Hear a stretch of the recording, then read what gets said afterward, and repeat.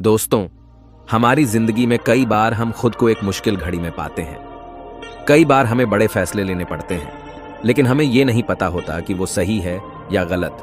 क्या उस फैसले का परिणाम हमारे जीवन में खुशियां लाएगा या मुसीबत। लेकिन कई बार हमारे पास सही निर्णय लेने की सुझाव नहीं होते और हम जल्दबाजी में फैसला कर लेते हैं, और उन फैसलों की वजह से हमारी जिंदगी सुखमयी हो सकती है या फिर हमारी जिंदगी नरक से भी बढ़कर हो सकती है। इसलिए सही फैसला लेने की क्षमता हमारे जीवन में सफलता हासिल करने के लिए आवश्यक है। तो चलिए आज की इस बोध कहानी के माध्यम से जानते हैं कि जीवन में सही फैसले कैसे लिए जाएं, और यह भी कि सही निर्णय लेने के तरीका कौन सा है। तो बिना किसी देरी के कहानी शुरू करते हैं। दोस्तों, कई साल पहले की बात है। एक छोटे से राज्य में एक बौद्ध भिक्षु निवास कर रहे थे, जिन्हें सभी जगहों पर उनके ज्ञान के बड़े चर्चे थे। वह बौद्ध भिक्षु बहुत ज्ञानी थे। उनके पास लोग बहुत दूर दूर से आते थे ताकि वे उनसे अपनी समस्याओं का समाधान प्राप्त कर सकें। उनके पास कोई भी कैसी भी समस्या लेकर क्यों ना आए, वह समस्या का समाधान अवश्य करते थे। जब भी वह किसी की समस्या सुनते तो उस समस्या को बड़े ही ध्यान से सुनते समझते, उसमें लीन हो जाते और उसके बाद कुछ देर के लिए वह आंखें बंद करते और समस्या के बारे में अच्छे से सोच विचार करते और उसके बाद उसका समाधान देते। ऐसे में कोई भी व्यक्ति उनके बारे में केवल एक ही बात सोचता था, शायद इन साधु के पास कोई ऐसी चमत्कारिक शक्तियां हैं जिससे ये समाधान पूछते हैं और उसके बाद हमें वह समाधान बताते हैं। एक बार एक युवक ने उन महाराज से यह पूछ भी लिया। उस शिष्य ने पूछा, क्या आपके पास ऐसी कोई चमत्कारी शक्तियां हैं जिसके कारण आप हमारी समस्याओं का समाधान करते हैं, या आपके पास ऐसी कोई दिव्य दृष्टि है जिससे आप हमारी समस्याओं का समाधान खोज पाते हैं। उस युवक की यह बात सुनकर वह साधु जोर जोर से हंसने लगे, लेकिन उन्होंने उस युवक की बात का कोई जवाब नहीं दिया। उसके कुछ ही दिनों बाद उस राज्य में एक बड़ी अजीब सी घटना घटी। उस राज्य में एक बुढ़िया औरत रहा करती थी जो अपने पूरे घर में अकेले ही रहती थी। उसका कोई न था। उस राज्य से होकर 4 मित्र अपने घर की ओर जा रहे थे। वे लोग दूसरे नगर में काम करके पैसा इकट्ठा करके अपने गांव की ओर जा रहे थे। यह बात बहुत पुराने जमाने की है, जब यातायात के साधन न हुआ करते थे, इसलिए वे लोग पैदल ही यात्रा किया करते थे।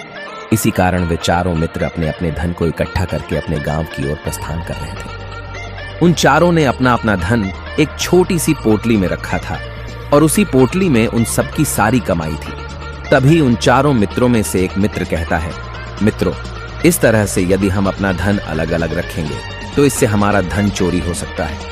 क्यों ना हम अपना सारा धन एक ही पोटली में रख दें, जिससे हम सब इस पर ध्यान भी दे सकेंगे और हमारा धन सुरक्षित भी हो जाएगा। और जब हम अपने गांव पहुंच जाएंगे तो हम वहां पर अपना अपना हिस्सा इसमें से ले लेंगे। उन तीनों मित्रों ने उस युवक की बात मान ली और वे सभी मिलकर अपना धन एक ही पोटली में रख देते हैं और वे सभी मिलकर अपने गांव की ओर आगे बढ़ते हैं। चलते चलते काफी समय बीत चुका था और अब रात्रि होने वाली थी। तभी आगे चलकर रास्ते में उन्हें एक घर दिखाई दिया जहां पर एक बूढ़ी औरत रहा करती थी। रात्रि का समय भी हो चुका था और उन चारों मित्रों को रात रुकने के लिए कोई न कोई जगह की आवश्यकता भी थी। ऐसे में उन चारों ने मिलकर यह योजना बनाई कि वे लोग आज रात इसी घर में ठहरेंगे। इसलिए वे चारों लोग उस घर की ओर आगे बढ़ते हैं। उस घर का दरवाजा खटखटाते हैं। तभी सामने से एक बूढ़ी औरत दरवाजा खोलती है और उन चारों मित्रों में से एक मित्र हाथ जोड़कर उस बूढ़ी औरत से कहता है, माताजी, हम अपने गांव की ओर जा रहे थे, लेकिन यहाँ रास्ते में ही रात हो गई और अब हम इतनी रात में सफर नहीं कर सकते। इसलिए हमारी आपसे विनती है कि हम आपके यहाँ पर एक रात रुकना चाहते हैं। कल सुबह होते ही हम यहाँ से चले जाएंगे। उस बूढ़ी औरत ने काफी देर सोच विचार किया और उसके बाद वह बूढ़ी औरत कहती है, ठीक है, तुम सभी आज रात के लिए यहाँ पर रुक सकते हो। मुझे कोई दिक्कत नहीं, मैं खाना बनाने जा रही हूँ। कहो तो तुम लोगों के लिए भी बना दूं। उन चारों ने सहमति जताते हुए कहा, हाँ बिल्कुल। उसके बाद उन चारों मित्रों ने वर्धन की पोटली उस बूढ़ी औरत को थमा दी और कहा, माताजी, इस पोटली में हमारे साल भर की कमाई है। हम चारों ने अब तक का अपना सारा कमाया हुआ धन इसी पोटली में रखा है और अब हम इसे आपको सौंपते हैं, क्योंकि यह हम चारों से ज्यादा आपके पास सुरक्षित होगा। हम बस इतना चाहते हैं कि यदि हम चारों में से कोई एक व्यक्ति से लेने आए तो आप इस पोटली को उसे मत देना जब तक कि हम चारों एक साथ इस पोटली को लेने ना आए। तभी वह बूढ़ी औरत कहती है, ठीक है बेटा, यदि तुम चारों एक साथ आओगे तभी मैं इस पोटली को आपको सौंपेंगी। और वैसे भी आप लोग तो सुबह यहाँ से चले जाने वाले हैं। मैं आपको सुबह ही यह पोटली थमा दूंगी। वह धन की पोटली उस बूढ़ी औरत को थमाकर चारों मित्र निश्चिंत हो जाते हैं कि अब उनका धन सुरक्षित है, और वे लोग खाना खाकर सो जाते हैं। अगली सुबह जब वह चारों उठते हैं तो सभी लोग अपनी आगे की यात्रा के लिए तैयारियां शुरू कर देते हैं। उन चारों नौजवानों में से एक नौजवान थोड़ा सा बदमाश था। वह अपने उन तीनों मित्रों से कहता है, भाइयों, इस बूढ़ी औरत ने हमारी रात भर खातिरदारी की है, हमें अच्छा भोजन खिलाया, सोने के लिए अच्छी जगह दी, रात भर यहाँ सर छुपाने के लिए एक अच्छा मकान दिया, और हमने अब तक उसके लिए कुछ नहीं किया। वह बूढ़ी औरत अकेले ही खेतों में काम कर रही है। क्या हम सभी यहाँ से जाने से पहले इस बूढ़ी औरत की मदद नहीं कर सकते? उस बदमाश नौजवान ने मन ही मन यह योजना बना ली थी कि वह किसी तरह से भी उस बुढ़िया से पोटली हासिल करके ही रहेगा। बाकी के तीनों मित्र उसकी बातों में आ जाते हैं और वे सभी मिलकर उस बुढ़िया की मदद करने अर्थात खेतों में काम करने के लिए चल पड़ते हैं। वे सभी मिलकर खेतों का काम कर ही रहे थे कि तभी वह बदमाश नौजवान अपने बाकी तीनों मित्रों से कहता है, मित्र, मुझे जोरों की प्यास लग गई है, मैं जरा उस बूढ़ी औरत से पानी मांग कर लाता हूँ। वह बाकी मित्र भी अब काफी थक चुके थे, उन्हें भी जोरों की प्यास लगी थी, इसलिए वह तीनों मित्र उसे वहां से जाने की अनुमति दे देते हैं। जैसे ही वह बदमाश उस बूढ़ी औरत के पास पहुंचता है, वह उस बूढ़ी औरत से कहता है, माता जी, अब हम यहां से जा रहे हैं, कृपया करके हमारे धन की पोटली हमें वापस दे दें। इस पर वह बूढ़ी औरत कहती है, नहीं नहीं, जब तक तुम चारों एक साथ न हो तब तक मैं वह पोटली किसी को नहीं दे सकती। तुम्ही ने तो कहा था कि जब तक हम चारों एक साथ न हो तब तक यह पोटली किसी को नहीं देनी है। तभी वह बदमाश उन तीनों की तरफ इशारा करते हुए कहता है, लाओ। उन तीनों ने सोचा कि हमारा मित्र हमारे लिए पानी लाना चाहता है, इसलिए वह हमसे आज्ञा मांग रहा है। तभी उन तीनों मित्रों ने इशारे में उस युवक से कहा, हाँ हाँ ठीक है, ले आओ। ये देख उस बुढ़िया को यह लगने लगा कि अब ये चारों यहां से जा रहे हैं और यह अपनी पोटली मांग रहे हैं, इसलिए उस बुढ़िया ने वह कोट लाकर उस बदमाश के हाथों में रख दी और वह बदमाश उस पोटली को लेकर वहां से चला गया और बाकी के तीनों मित्र अपने खेत के काम में व्यस्त हो जाते हैं। कुछ देर के बाद जब वह तीनों खेत का काम करके वापस लौटते हैं और बुढ़िया से कहते हैं, माता जी, हमारा मित्र जो यहाँ पानी पीने आया था वह कहाँ गया? इस पर वह बुढ़िया कहती है, क्या वह पानी पीने आया था? पर वह तो कह रहा था कि हम चारों जा रहे हैं, कृपया करके हमारे धन की पोटली हमें थमा दे। तब तीनों बड़े आश्चर्य होकर उस बुढ़िया से कहते हैं, माता जी, हमने भला कहाँ वह पोटली मांगी थी, हमें तो प्यास लगी थी और हमने पानी के लिए इशारा किया था। तभी बूढ़ी औरत उन तीनों से कहती है, परंतु अब तो वह पोटली लेकर जा चुका है। तभी वह तीनों मित्र सर पकड़कर रोने लगते हैं और कहते हैं, माता जी, उसमें हमारा सारा कमाया हुआ धन था जो वह अकेले लेकर भाग चुका है। हमने तो आपको कहा था कि जब तक हम चारों एक साथ न आए तब तक आपको वह पोटली किसी को नहीं देनी है, फिर आपने ऐसा क्यों किया? इसमें आप ही की गलती है। हमने आपको उस पोटली की हिफाजत के लिए रखा था और आपने उसे एक ऐसे आदमी के हाथों में दे दिया जिसने हमारा सारा धन हमसे लूट लिया। हम बर्दाश्त नहीं करेंगे, हम राजा के पास जाएंगे और राजा से आपकी शिकायत करेंगे, न्याय की मांग करेंगे।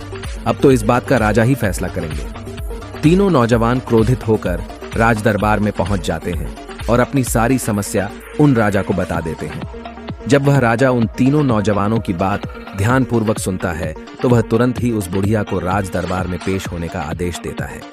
राजा के आदेश पर राजा के सैनिक तुरंत ही उस बूढ़ी औरत को राज दरबार में पेश करते हैं और राजा भरी दरबार उस बूढ़ी औरत को दोषी करार कर देता है और कहता है, तुम्हें वह पोटली उस अकेले व्यक्ति को नहीं देनी चाहिए थी।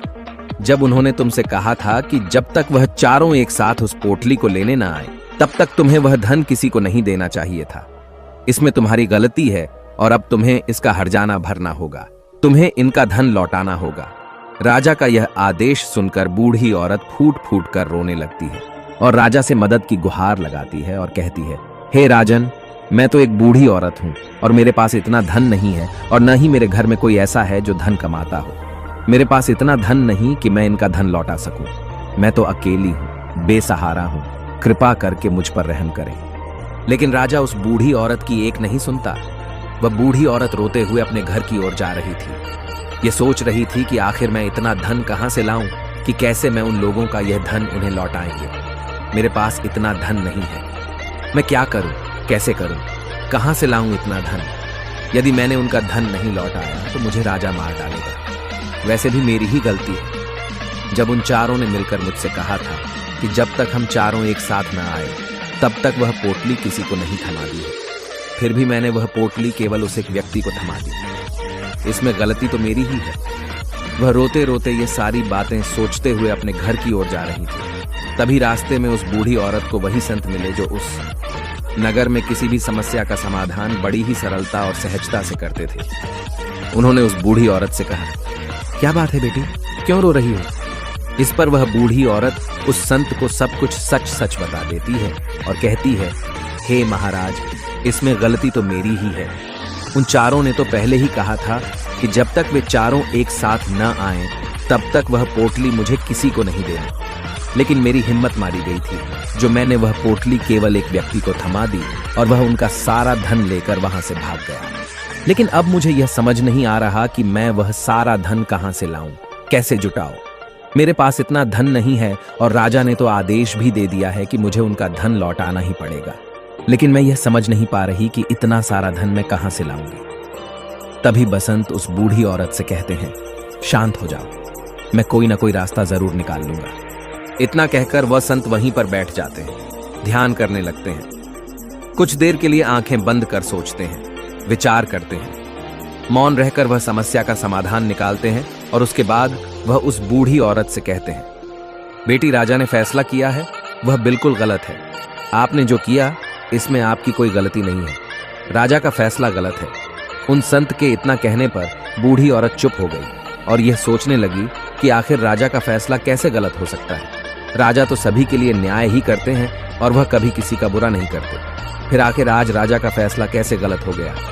उन संत और उस बुढ़िया की बात आसपास के खड़े लोग सभी लोग सुन रहे थे और वे लोग भी बड़े अचरज में थे, क्योंकि राजा का फैसला कैसे गलत हो सकता है। राजा ने तो बिल्कुल सही फैसला लिया है। इस बूढ़ी औरत ने ही गलती की है। उन चारों का धन केवल एक ही को थमा दिया। ऐसे में इस बुढ़िया को उनका धन तो लौटाना ही चाहिए। राजा ने गलत फैसला कहाँ किया है?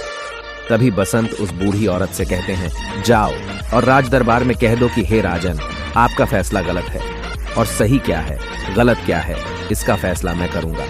पहले तो बूढ़ी औरत इतनी हिम्मत ही नहीं जुटा पा रही थी कि वह राज दरबार में जाकर भरे राज दरबार राजा को यह कह सके कि राजन, आपका फैसला गलत है। लेकिन जैसे तैसे उसने हिम्मत जुटाई और वह वापस राज दरबार लौटी। उसने डरते हुए भरे राज दरबार राजा से बड़ी थर्राती आवाज में कहा, हे राजन, आपने जो फैसला किया है वह फैसला गलत है। इतना कहकर उसने राजा को सारी बात सच सच बता दी। उस बूढ़ी औरत की बात सुनकर राजा बहुत क्रोधित हुआ। राजा ने उस बूढ़ी औरत से कहा, कौन है वह संत जिसने मेरे फैसले को गलत बताया है?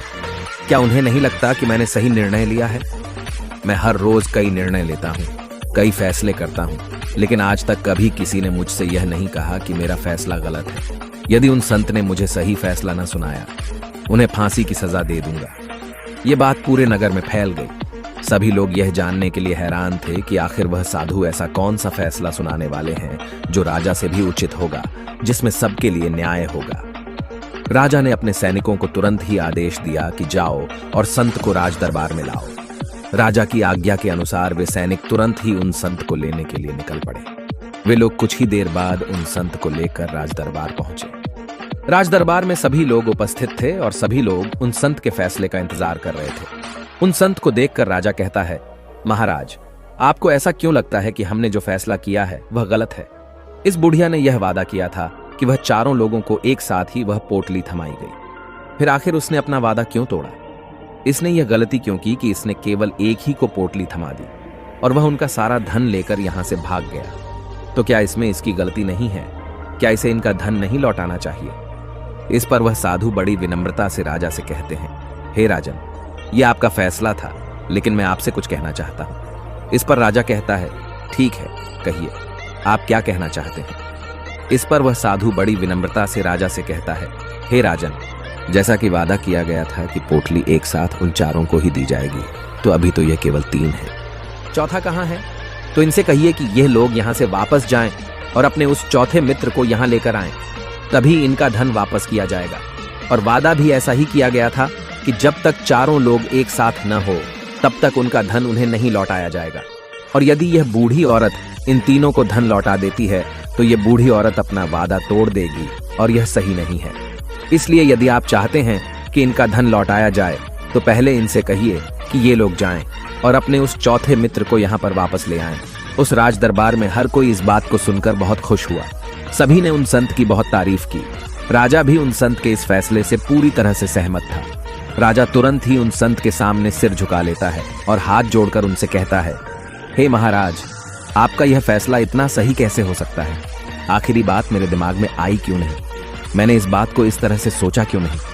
तभी वह साधु उस राजा से कहते हैं, हे राजन, आपके पास और भी काम होते हैं। आप दिन भर व्यस्त रहते हैं और आपको जल्दीबाजी में फैसले लेने पड़ते हैं। आपने इस मामले को सुना समझा, लेकिन इसे देखने में आप गलती कर गए। इसे आपने केवल ऊपरी तौर पर देखा। आपने इसकी गहराई तक जाने का प्रयास तक नहीं किया। यदि आपने इस मामले की गहराई को देखा होता, समझा होता, तो आप भी इसी नतीजे पर आते। जब तक हम किसी मामले की गहराई तक नहीं जाते तब तक हम उसका सही समाधान नहीं निकाल सकते। लेकिन हम में से अधिकांश लोग तो अपने फैसले केवल जल्दीबाजी में लेना चाहते हैं, भले ही वह मामला कितना भी गंभीर क्यों ना हो। हमें तो बस अपना हक चाहिए, हमारा नाम होना चाहिए, भले ही फैसला हमारे लिए आगे चलकर हमारे लिए नुकसानदायी क्यों ना हो। लेकिन हम तो उस मामले की गहराई तक जाने के लिए सोचते तक नहीं। तभी वह राजा उन संत से कहता है, हे महाराज, क्या आपके पास कोई दिव्य शक्तियां हैं? क्या आपके पास ऐसी कोई चमत्कारिक शक्ति है जिसे आप सवाल करते हैं और बदले में वह आपको जवाब देती है, जिस कारण आप सटीक और सही समाधान बता पाते हैं? राजा की यह बात सुनकर बसंत मुस्कुराने लगे और राजा से कहते हैं, हे राजन, यह सवाल मुझसे कई लोगों ने पूछा है और मैंने कभी किसी का कोई जवाब नहीं दिया। लेकिन आप इस राज्य के राजा हैं, इसलिए मैं आपके इस प्रश्न का उत्तर देता हूं। आप में से कई लोगों को यहां ऐसा लगता है कि मेरे पास कोई ऐसी शक्तियां हैं जिससे मैं बात कर सकता हूं, जिससे मैं कोई भी समस्या का समाधान पा सकता हूं। लेकिन मैं आप लोगों को एक बात सच सच बता देता हूं, मेरे पास ऐसी कोई शक्तियां नहीं हैं। मैं तो केवल हर मामले की गहराई तक सोचता हूं, उस बात पर विचार करता हूं, और जब मैं विचार करता हूं तो मेरे सामने कई सारे समाधान आते हैं, और जो समाधान मेरे सामने आते हैं मैं उन पर भी विचार करता हूं, उनके बारे में भी गहराई तक जाता हूं। और जब मुझे लगता है कि इस समस्या का समाधान यही होना चाहिए, तभी मैं समाधान उस व्यक्ति को देता हूं ताकि वह अपनी समस्या का समाधान कर सके। अब आप ही सोचिए, आप जल्दीबाजी में यह फैसला लेकर इस बुढ़िया का जीवन पूरी तरह से बर्बाद कर देते। हमारा पूरा जीवन केवल एक फैसले पर निर्भर करता है। यदि वह फैसला सही हुआ तो हमारा जीवन अच्छा बन जाएगा, और यदि वह फैसला गलत निकला तो हमारा जीवन नर्क से भी बदतर हो सकता है। इसलिए यदि आप सही और सटीक फैसला लेना चाहते हैं तो आपको मौन रहना सीखना पड़ेगा। मौन रहकर उस पर विचार करना सीखना होगा, क्योंकि हमारे फैसले ही हमारा भविष्य तय करते हैं, हमारी जिंदगी का अगला पड़ाव तय करते हैं। फिर चाहे वह फैसले छोटे हों या बड़े, वे ही हमारी जिंदगी को निर्धारित करते हैं। इसलिए सबसे पहले हमें सही फैसले लेने के लिए मौन रहना सीखना आवश्यक है, उन पर विचार करना आवश्यक है। और जब आप ऐसा करते हैं तो आपके सामने एक ही समस्या के कई सारे समाधान निकल कर आते हैं, और जब आप उन पर गौर करेंगे तो आपको यह समझ में आएगा कि उन फैसलों का समाधान कैसा होना चाहिए, कि समाधान से आपको क्या फायदा होगा और क्या नुकसान होगा। या उस समाधान पर सोच और विचार करने पर ही आप उसे समझ सकते हैं, और तभी आप यह निर्णय भी ले सकते हैं कि क्या यह समाधान उचित रहेगा या नहीं। और यह सब संभव हो सकता है यदि हम कम बोलना शुरू करें। कम बोलने का अर्थ यह नहीं कि आप पूरी तरह से मौन हो जाएं। इसका अर्थ यह है कि आप भीतर से शांत हो जाएं, और जब आप भीतर से शांत होने लगते हैं तो आपका मन स्पष्ट होने लगता है, साफ होने लगता है, और आप किसी भी चीज पर सोच विचार कर सकते हैं। और जब आप भीतर से शांत होने लगते हैं तो आप ऊपर से भी कम बोलते हैं, और जब आप धीरे धीरे कम बोलने के आदी हो जाते हैं तो आप साफ और स्पष्ट तौर पर सोच और समझ पाते हैं। आपके विचारों में शुद्धता आ जाती है, जिससे आपको यह साफ और स्पष्ट देखने को मिल जाता है कि कौन सा फैसला सही होगा और कौन सा फैसला गलत होगा। आपको उस परिस्थिति में क्या करना चाहिए और क्या नहीं करना चाहिए। लेकिन हम में से अधिकांश लोग अपने आप को सही साबित करने के लिए, अपने आप को ऊंचा साबित करने के लिए अत्यधिक बोलते हैं, और इतना बोलते हैं कि हर कोई उनकी बातों को गंभीरता से नहीं लेता। उन्हें ऐसा लगता है कि मानो ज्यादा बोलना ही हमारे लिए हमारा शस्त्र है, लेकिन वह यह भूल जाते हैं कि वह अत्यधिक बोलकर मूर्ख बन रहे हैं। लोग हमारा मजाक बनाते हैं, हमें मूर्ख समझते हैं, हमसे दूर रहने लगते हैं क्योंकि उन्हें हमारी बकबक अच्छी नहीं लगती।